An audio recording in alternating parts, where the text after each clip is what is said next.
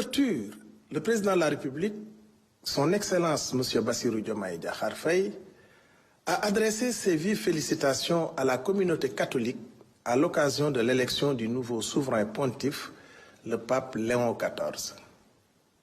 Un homme de foi, d'ouverture et de dialogue dont la mission s'inscrit dans la solidarité, l'unité entre les peuples et la promotion d'un monde de paix, de stabilité et de justice. Dans le même sillage, le gouvernement est mobilisé pour assurer le succès du 137e pèlerinage marial de Popenguine les 7, 8 et 9 juin 2025 avec toutes les mesures nécessaires à son bon déroulement.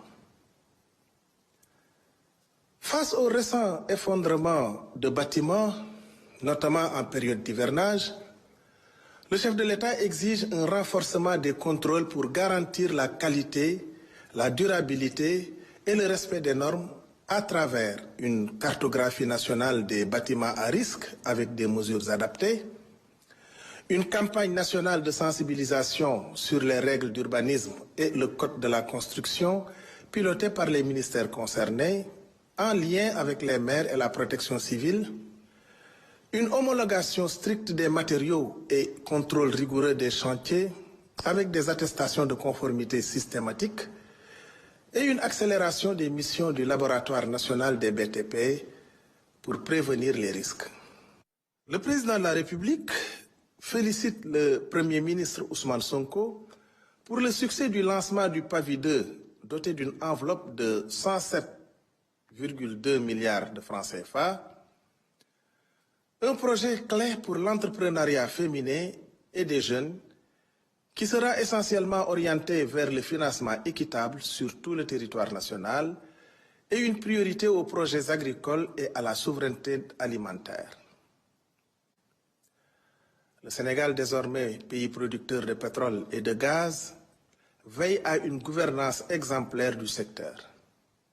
Le chef de l'État demande au Premier ministre d'assurer une gouvernance optimale dans le but de respecter les contrats avec les partenaires, de développer le contenu local et les champions nationaux, d'auditer les fonds de stabilisation et intergénérationnels gérés par le Fonds 6 et de tenir la première réunion sous son magistère du COS-Pétrogaz avant fin juillet 2025. L'enseignement des langues nationales est un pilier de la souveraineté. Conformément à la Constitution, le président de la République rappelle l'importance de l'alphabétisation en langue nationale à travers l'évaluation des politiques en cours, la promotion de leur usage dans tous les secteurs et les assises nationales des daara lancées pour une meilleure intégration éducative et économique. Dans le cadre de la coopération économique, le chef de l'État a pris part à l'Africa CEO Forum d'Abidjan. Il a rencontré des investisseurs internationaux engagés et prêts à venir investir au Sénégal dans des partenariats win-win dans le cadre de la vision Sénégal 2050. Le Premier ministre, quant à lui, a tenu à rappeler le rôle central des entreprises parapubliques dans notre économie nationale, notamment en matière de compétitivité et de création d'emplois. Cependant, il a pointé du doigt les difficultés majeures auxquelles certaines d'entre elles sont confrontées en raison de problèmes de gouvernance et de choix stratégiques inadaptés qui ont compromis leur performance. Pour y remédier, le gouvernement a adopté un plan d'action visant à sauvegarder et relancer des opérateurs clés du transport aérien, AIBD SA et Air Sénégal SA. Ces mesures issues du Conseil interministériel du 3 avril 2025 seront rigoureusement suivies par les ministères concernés pour garantir une gestion efficace de ce plan de sortie de crise.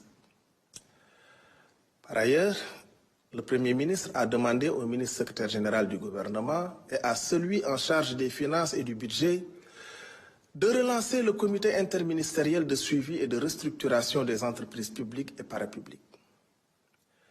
Il a également insisté sur la mise en place rapide du fonds de relance dédié à la restructuration de ces sociétés.